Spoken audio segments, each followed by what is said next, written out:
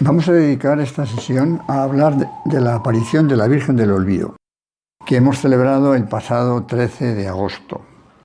Aparición que tuvo lugar en ese día, también el 14 y el 15 de agosto del año 1831, a Sor Patrocinio, una religiosa concepcionista franciscana que vivía en el convento que había promovido el Caballero de Gracia en su propia casa 2 siglos antes. Aquí, desde el año 2007, tenemos una pequeña imagen, una copia del original que se conserva en Guadalajara, en la iglesia o convento de las Concepcionistas franciscanas, donde Sor Patrocinio pasó los últimos años de su vida y donde murió. Y el año, como digo, 2007, tuvimos la suerte de recibir en regalo esta copia de las religiosas del Caballero de Gracia, que actualmente, desde hace ya años, están en la calle Blasco de Garay, y pusimos aquí en un pequeño retablo esa imagen para contribuir a la difusión de la devoción de esta imagen tan relacionada con nuestro oratorio. Estamos hablando nada menos que de la aparición de la Virgen.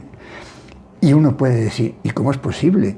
Si esto es muy poco conocido en Madrid, si casi nadie ha oído hablar de que en el oratorio, primer oratorio, entonces el Caballero de Gracia, situado muy cerca de aquí, en la esquina con la calle Virgen de Peligros, ¿cómo es posible que sea tan poco conocida esa aparición? Pues efectivamente, es cierto que no es demasiado conocida. Desde luego no se puede ni comparar con lo que sería si no hubiera desaparecido el edificio en el que tuvo lugar esa aparición. La desaparición de ese edificio, de ese convento, de esas casas, no fue casual, sino que fue una consecuencia más triste, lamentable, del expolio que llevó a cabo los gobernantes de aquellos momentos, concretamente Mendizábal, para expulsar a los religiosos de sus casas, apoderarse de esos edificios que acabaron siendo vendidos a personas que lo que hicieron fue lucrarse con lo que de ninguna manera tenían derecho a adquirir, porque la desamortización fue absolutamente injusta. Edificios que pertenecían a instituciones, en muchos casos con siglos incluso de vida, y que con la excusa de que rendían poco, pues fueron puestos en manos del gobierno como para sacarles más utilidad que acabó siendo un lucro inmobiliario. Esa fue la utilidad, esa fue la triste realidad. Si ese edificio permaneciera en nuestros días, sin ninguna duda sería muy conocida esa advocación, como lo era ya de hecho en los años inmediatamente siguientes a la aparición, como se puede comprobar leyendo las crónicas de los periódicos y de otros ámbitos de aquellos años. Pero eso no quiere decir que la devoción haya desaparecido. Está en Madrid, en la calle Blasco de Garay, donde viven religiosas que proceden del convento del Caballero de Gracia. Desde el año 2007 está también aquí en nuestro oratorio. Y, por supuesto, la imagen original de la que hablaremos luego, la que la Virgen entrega en la aparición, está en Guadalajara, en la Plaza del Carmen número 2, donde están las Concepcionistas franciscanas de aquel lugar donde vivió y murió los últimos años, Sor Patrocinio. Vamos a hacer algún comentario sobre estos temas. Como hay mucha bibliografía, si hace falta, pues quizá dividamos en dos esta sesión. El que quiera conocer más a fondo esta realidad histórica puede acudir, por ejemplo, a las biografías que están publicadas sobre Sor Patrocinio, la última edición de la editorial Homo Legends, escrita por Sor María Isabel de Jesús, que era como su secretaria, y fue la primera obra que se escribió con mucho detalle sobre todos estos acontecimientos. Después, por ejemplo, otra biografía escrita por un catedrático de Historia de Barcelona, que ha fallecido hace unos años, me parece, don Pedro Voltes, también sobre Sor Patrocinio, la monja prodigiosa, edición Planeta, editorial Planeta. También se pueden leer las obras que la propia Sor Patrocinio ha escrito, como por ejemplo el ejercicio mensual a María Santísima, que es un tomo de unas 500 páginas. y otras cosas más. Y algunos trabajos mariológicos presentados, por ejemplo, en un congreso que hubo en Salamanca en el año 2009, el profesor Ferrer Arellano, en colaboración con Fernández Díaz y Sandoval López, presentaron un trabajo titulado Real Oratorio del Caballero de Gracia en el corazón de las dos últimas apariciones de la Virgen reconocidas por la Iglesia en España. Si a cualquiera le puede interesar el conocer estas cuestiones por amor a la Virgen, lógicamente las personas que tengamos alguna relación con el Oratorio del Caballero de Gracia, pues con muchísimo más motivo. Podríamos decir que tenemos la suerte de tener un templo que, además de ser monumento nacional, además de ser obra de arte de Juan de Villanueva, pues tiene joyas, tesoros, que no es fácil encontrar en otras iglesias. ¿A qué joyas y tesoros me refiero? Pues en primer lugar, al cuerpo del propio Caballero de Gracia enterrado aquí desde el año 1836. Antes estaba donde tuvo lugar la aparición, en el oratorio anterior. Con motivo del expolio, de la desamortización, pues se trasladó aquí, a este oratorio nuestro. Tenemos también la suerte de venerar los restos de la beata Guadalupe Ortiz de Landázuri, desde que fue beatificada recientemente en Madrid. Y ahora estos comentarios que vamos a hacer sobre la aparición de la Virgen del Olvido. Desde el año 1603, las concepcionistas franciscanas vivían en la casa que les había regalado el Caballero de Gracia junto a su propia casa. Este fue el primer convento reformado de esta institución, de las concepcionistas franciscanas, institución que, como todos saben, fue fundada por Santa Beatriz de Silva a finales del siglo XV, también con el impulso de la propia Isabel la Católica. La venerable Madre María de San Pablo fue la primera abadesa de ese convento que pretendía, y así lo consiguieron, ¿verdad?, un mayor rigor, una mayor observancia de la regla fundacional. Bueno, pues más de 200 años después, allí va a vivir, en 1928, allí va a vivir esta religiosa que tomó el nombre de Sor Patrocinio. Ella se llamaba María de los Dolores Quiroga y Capopardo. Su padre, Diego Quiroga, era un funcionario importante de Isabel II. Su madre, Dolores Capopardo. La niña, María Dolores, nació en San Clemente, en Cuenca, en aquellos años de la Guerra de la Independencia. Al parecer, sus padres salieron de Madrid por los peligros que llevaba estar aquí en aquella situación. Y se cuenta que nació de una manera, pues, como poco común, ¿verdad?, mientras su madre huía, ¿no? Mientras su madre huía. Bien. Nos saltamos muchos años, porque lógicamente no hay posibilidad aquí de detenerse más. Llegamos ya a los años en los que ella decide ser religiosa. Era una mujer muy guapa, como todo el mundo reconoce, y como puede verse en los cuadros, incluso en las fotografías que se conservan, ¿no?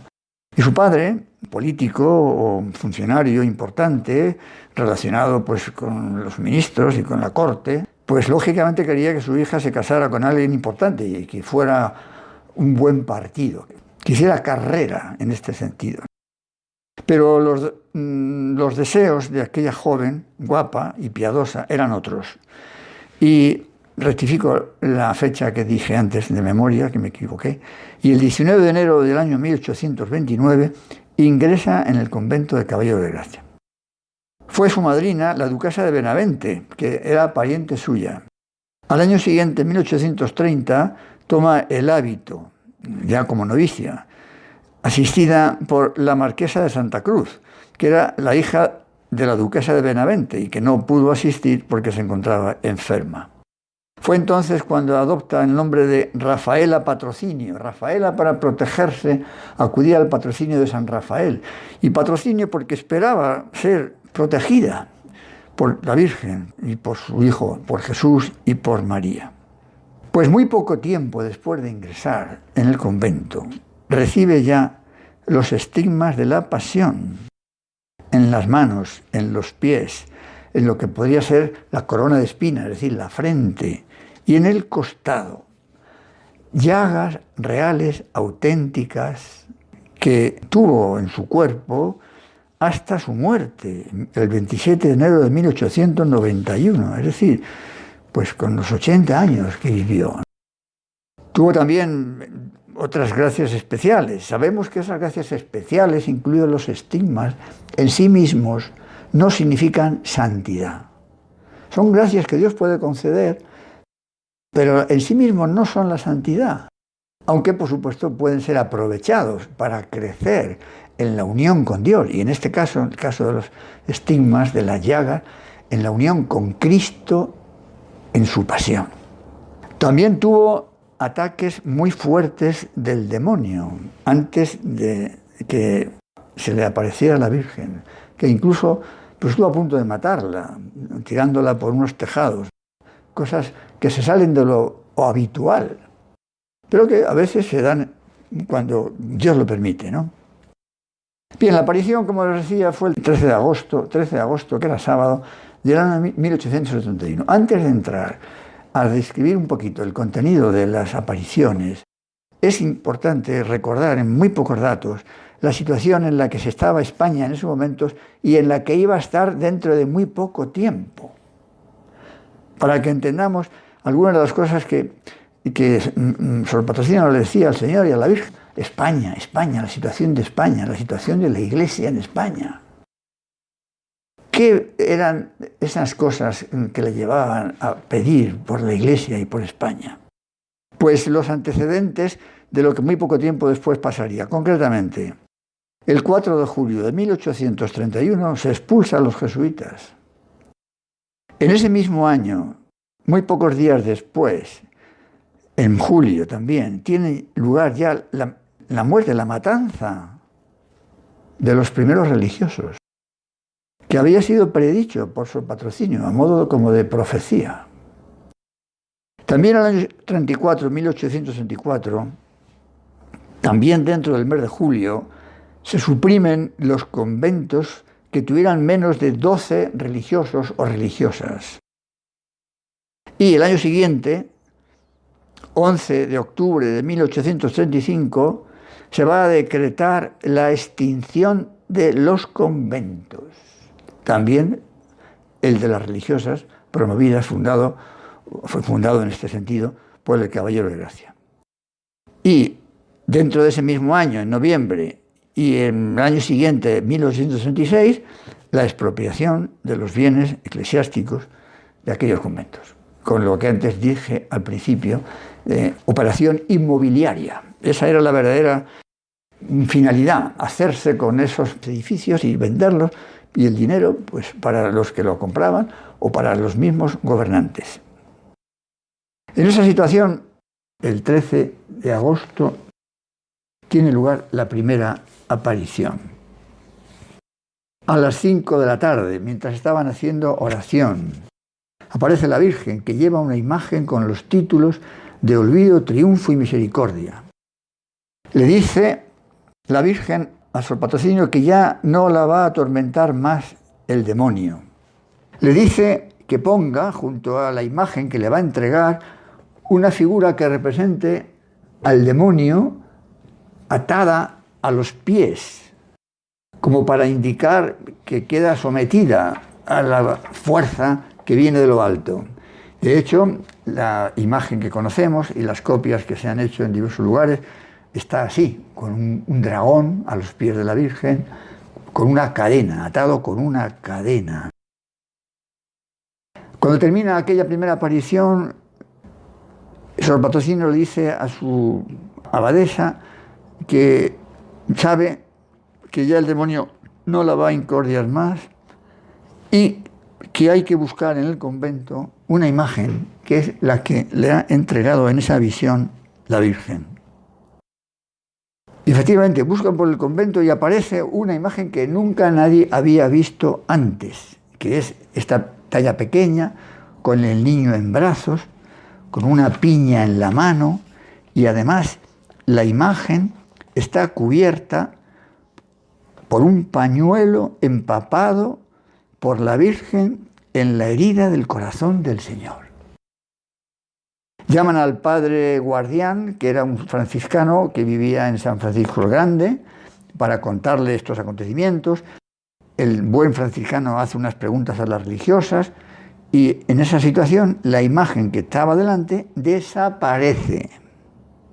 Igual que había aparecido, desapareció. El franciscano, lógicamente, se queda como muy preocupado, por así decir, y pide a todo el mundo que haga oraciones para ver si se aclara aquella situación. Día 14. De madrugada, mientras rezan maitines, aparece de nuevo la Virgen con la imagen a Sor Patrocinio. Sor Patrocinio le habla de lo mal que está España y la Iglesia, como antes comenté. Y la Virgen, todo esto está recogido literalmente, yo aquí simplemente reproduzco un poco las ideas principales. La Virgen le dice que le concederá lo que le pida, que será su guía, su consuelo, su amparo, que quiere beneficiar a los hombres, pero que nos olvidamos de ella. De ahí el título que quiere que se le dé a la imagen de Virgen del Olvido. Ciertamente añadirá también de triunfo y misericordia, como queriéndonos decir que si acudimos a su misericordia triunfaremos de todos aquellos enemigos que pretendan alejarnos de Dios, pretendan alejarnos del bien. Le dice también que esa imagen será nada menos que el consuelo del mundo y la alegría de la Iglesia Católica. Expresiones muy fuertes. Le dice que quiere concedernos sus misericordias a través de esa imagen y que los lugares donde sea venerada estarán siempre protegidos, que esa imagen será como un pararrayos de la divina justicia. Bien, antes de entregarle de nuevo en esa visión la imagen, la Virgen le pregunta por 3 veces si le ama. Y después le entrega la imagen. Y llegamos a la tercera aparición, que va a tener, tercera y definitiva, que va a tener lugar en la noche del 15 de agosto, fiesta de la Asunción. Ahí está de nuevo el franciscano, el padre guardián, que ha vuelto, y estando reunidos aparece de nuevo la imagen, que ya no desaparece más. Enseguida se comunicarán las apariciones al Papa Gregorio XVI. El Papa pronto redacta la bula para dar permiso, diríamos, para autorizar el culto a esta advocación, Virgen del Olvido, Triunfo y Misericordia. Esa bula, ese documento importante, fue destruido en la Guerra Civil en Guadalajara. Esta imagen pequeña presidió bodas reales, por ejemplo, la boda de Isabel II y Francisco de Asís. Sor Patrocinio, como ya diremos, tenía relación con Isabel II para ayudarle, orientarle, aconsejarle en aspectos estrictamente espirituales, no para otras cuestiones, como luego diremos con más detenimiento. Y tanto ella como su marido tenían una gran devoción a esa imagen, de ahí el hecho de que estuviera presidiendo la boda de ambos. También estuvo esa imagen presidiendo funerales de personas de la realeza. También estaba presidiendo incluso desfiles militares y procesiones que se organizaban en acción de gracias por victorias en diversas batallas que tuvieron lugar en Marruecos. Se dice, aunque nos parezca un poquito fuerte o exagerado, pero está recogido en diversos sitios, que era tal la popularidad de esta advocación que rivalizaba con la Virgen del Pilar como patrona de España. Bueno, pudo ser más, pudo ser menos, pero es un índice, ¿no?, de hasta qué punto esta imagen era conocida, querida, respetada. Bueno, y conviene entrar a comentar las interpretaciones que pueden darse sobre el sentido de esta aparición y también algunos detalles sobre la vida posterior de Sor Patrocinio, posterior a las apariciones. Como ya llevamos bastantes minutos, terminamos esta primera sesión y dedicaremos la segunda justamente a lo que acabo de decir.